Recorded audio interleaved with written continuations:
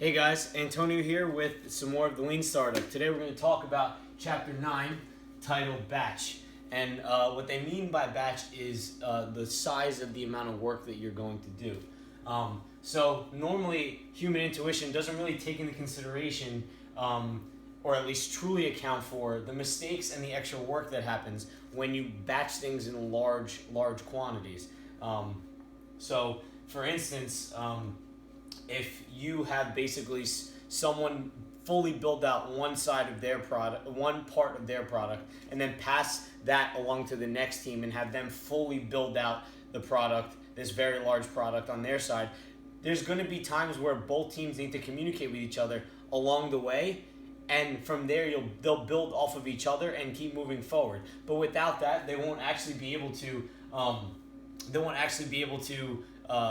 Take into account all these mistakes and extra work that might happen along the way. One team might rely on another team to fix something on their part, but if the other team finishes and has already moved on to something else, there's a lot of extra overhead that involves in going back in, figuring out what you did, remembering what you did, and moving forward from there. So keep this in mind when we're talking about this in the chapter. And there's other thing called the Andon cord.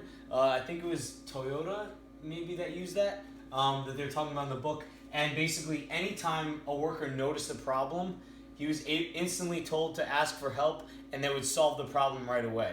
So that's another key thing to worry about there. And that you need to make sure that they're stopping progress right away and making sure that nothing else happened. So the whole goal here is that as soon as a hypothesis is made, you want to be able to test this in the smallest batch size possible, the smallest increment possible. The next feature, as small as it possibly can be, you want to add to it, add to the previous product. This way, you have very little difference between what worked and what didn't work.